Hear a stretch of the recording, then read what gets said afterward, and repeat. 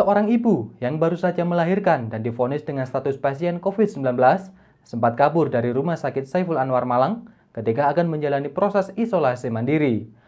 Menurut pihak rumah sakit, pasien tersebut takut harus membayar biaya perawatan yang mahal serta tertekan secara psikis dengan anaknya di rumah.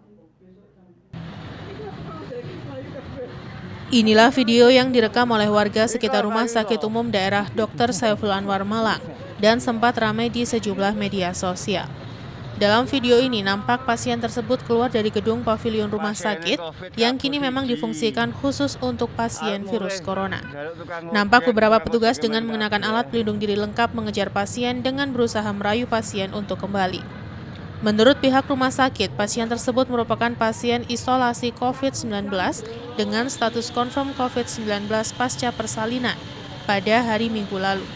Pasien kemudian ditempatkan di ruang isolasi rumah sakit yang sebelumnya merupakan gedung pavilion atau kamar dengan standar VIP. Pasien merasa ketakutan akan membayar tagihan di luar kemampuannya. Selain itu, pasien juga mengkhawatirkan kondisi anak-anaknya di rumah sehingga berniat pulang. Pada Selasa siang, pasien dinyatakan kondisi umum perbaikan secara klinis, sehingga direkomendasikan untuk isolasi mandiri. Saat menunggu penjemputan dari Dinas Kesehatan itulah pasien berusaha kabur.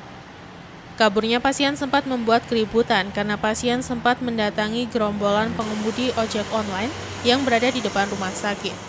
Kini pasien yang bersangkutan sudah menjalani isolasi mandiri. Pihak rumah sakit memastikan bahwa masyarakat tidak perlu khawatir karena kaburnya pasien tidak jauh dari lokasi rumah sakit dan hanya berinteraksi langsung dengan petugas rumah sakit yang ber-APD. Kronologis kejadiannya adalah pasien tersebut sebenarnya adalah wanita yang harus dilakukan tindakan untuk persalinan dan memang rujukan yang memang dirujuk karena ada COVID-nya. Kita sudah lakukan tindakan persalinan dengan operasi dan sudah sembuh dan sebenarnya sudah dibolehkan pulang yang bersangkutan untuk tindakannya dan untuk COVID-nya sendiri kondisinya baik. Oleh kan direncanakan pulang. Dan menunggu pulang itu nanti akan diminta untuk isolasi mandiri. Kita koordinasikan dengan Dinas Kesehatan kota dan ternyata pasiennya rupanya merasa ini tempat isolasinya bagus sekali karena memang kita menggunakan ruang isolasi ini ruang pavilion sebenarnya. Sehingga beliau merasa ini kalau saya dirawat begini ini nanti biayanya menjadi tinggi. Oleh karena kemudian yang bersangkutan berusaha untuk mencari celah untuk melarikan diri. Nah, akhirnya setelah dibujuk, prosesnya ini cukup panjang, sekitar 20 menitan. Akhirnya yang bersangkutan bisa diajak balik lagi ke ruangan dan sekarang sudah bisa dilakukan penanganan dan saya isolasikan. Simon Alfredo melaporkan. Memastikan siswa terbebas dari penyebaran COVID-19, puluhan siswa tunanetra yang baru saja pulang seusai liburan dilakukan rapid test.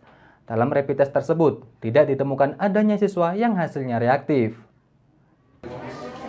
Sebanyak 25 orang siswa tunanetra di UPT Rehabilitas Sosial Bina Netra yang baru saja pulang seusai liburan menjalani rapid test yang dilakukan oleh Puskesmas Cianti, Kota Malang. Pada rapid test tersebut, satu peserta siswa mengantri untuk dilakukan rapid test oleh petugas medis Puskesmas Cianti.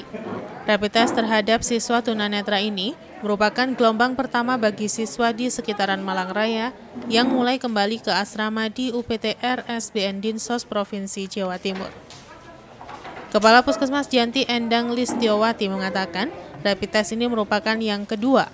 Sebelumnya pada pekan lalu petugas medis dari Puskesmas Cianti telah melakukan rapid test terhadap pegawai di UPT RSBN Dinas Sosial Provinsi Jawa Timur.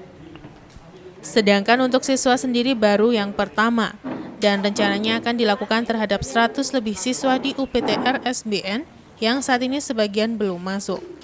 Sementara pada rapid test tersebut tidak ditemukan adanya siswa yang hasilnya reaktif. Kegiatan rapid test ini adalah pelaksanaannya RSBN, kemudian untuk rapid testnya ini dari provinsi. Kemudian karena RSBN sudah kerjasama dari dulu dengan Puskesmas Cianti, jadi beliaunya minta tolong untuk pelaksanaan rapid test yang dilaksanakan adalah Puskesmas Cianti. Gitu. Simon Alfredo melaporkan.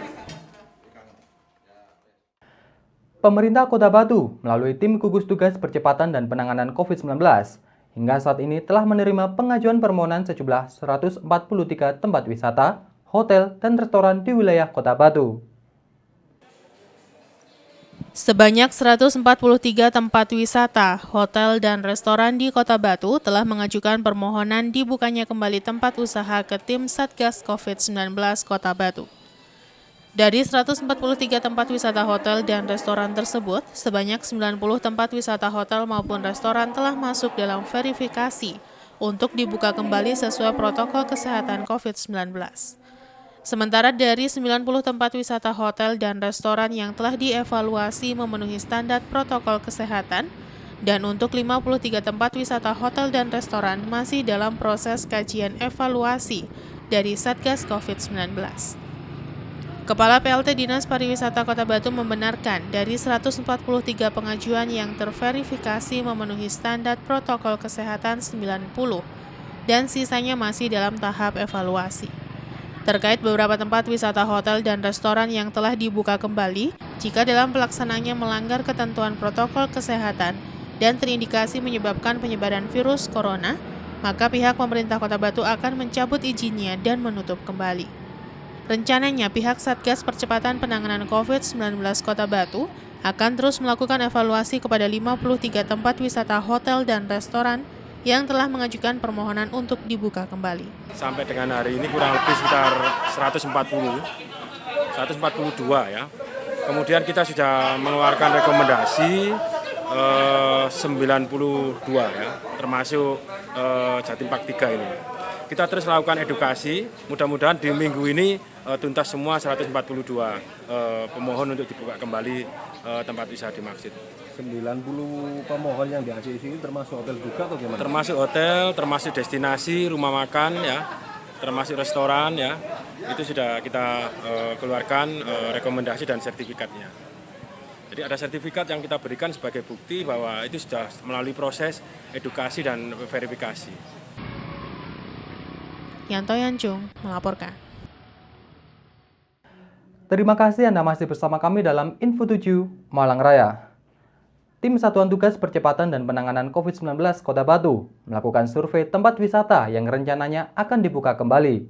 Dalam surveinya, tim gugus tugas ini juga meninjau sarana-prasarana protokol kesehatan. Salah satu kawasan wisata ditinjau tim Satuan Tugas Percepatan Penanganan COVID-19 Kota Batu. Hal ini sebagai upaya akan dibukanya kembali tempat wisata tersebut yang telah memenuhi evaluasi. Ikut serta dalam survei kawasan wisata ini, seluruh forum pimpinan daerah, wali kota beserta wakil wali kota, Kapolres Batu, Ketua DPRD dan Kepala Kejaksaan Negeri Kota Batu yang tergabung dalam Satgas Percepatan Penanganan COVID-19 Kota Batu. Ketua Satgas COVID-19 Kota Batu mengapresiasi apa yang dilakukan pihak pengelola wisata yang mampu mempersiapkan rencana akan dibukanya kembali tempat wisata sesuai protokol kesehatan. Selain itu, hal ini juga untuk pemulihan perekonomian di Kota Batu khususnya di sektor pariwisata.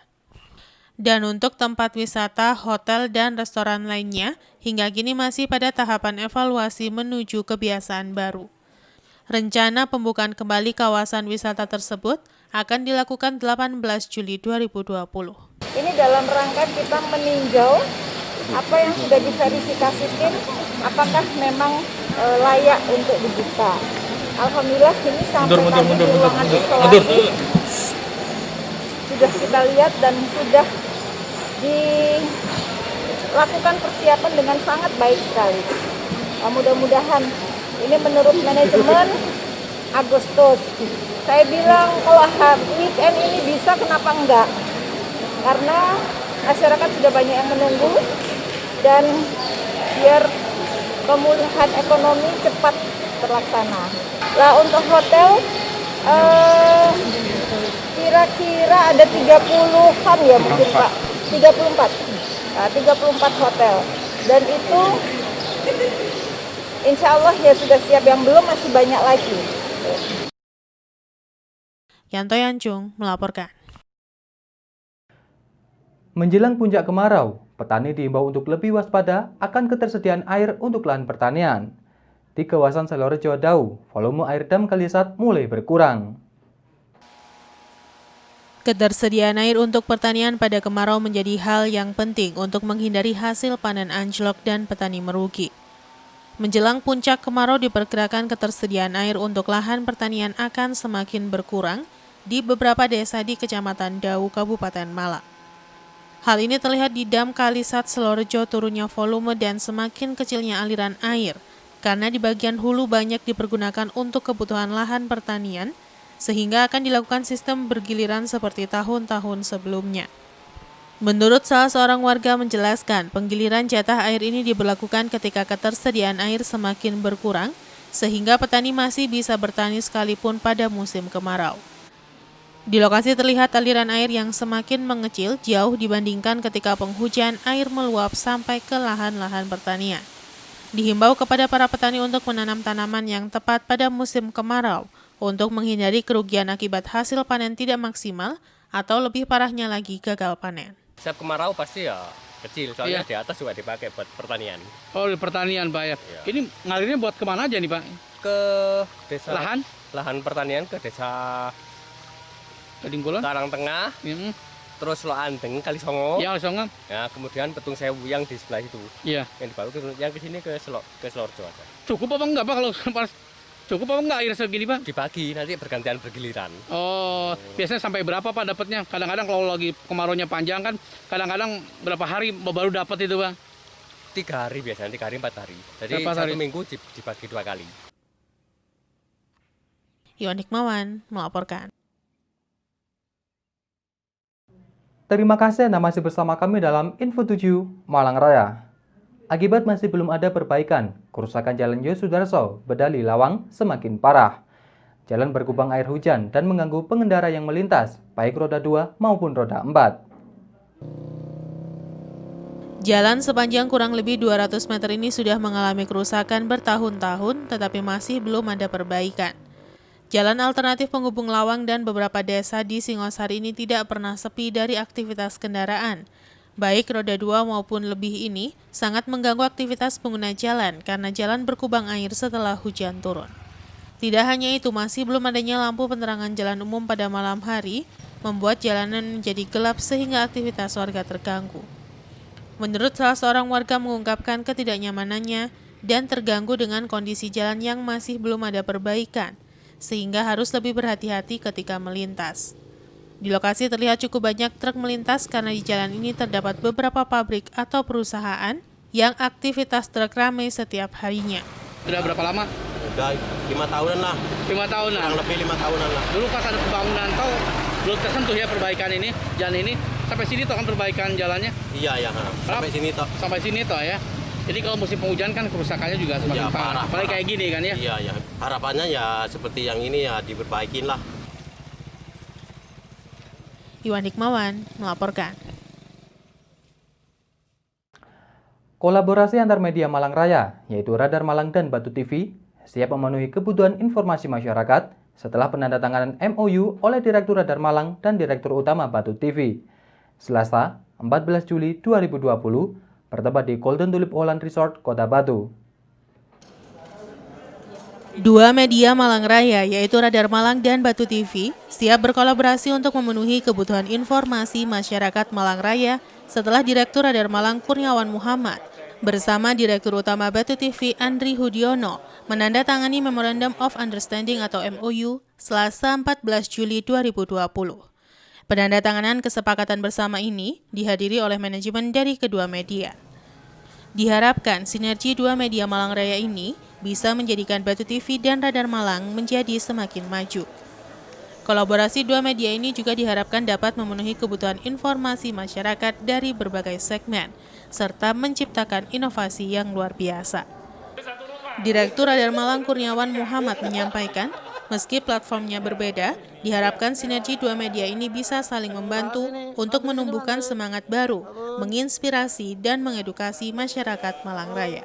Batu TV adalah satu kekuatan tersendiri, Radar Malang, Jawa Pos Radar Malang juga kekuatan tersendiri. Ini dua kekuatan ini bersinergi ya dengan platform masing-masing. Kalau kami ini adalah platform media cetak, kami juga ada platform online. Batu TV adalah platform utamanya adalah televisi, ya, media elektronik, dan juga ada online. Lah ini dua kekuatan ini bersinergi. Kita berharap kita dengan semangat bekerja sama dengan saling membantu, saling menguntungkan dengan platform masing-masing, kekuatan platform masing-masing ini akan menjadi satu kekuatan baru yang akan mewarnai media massa di Malang Raya. Tim Liputan Batu TV melaporkan.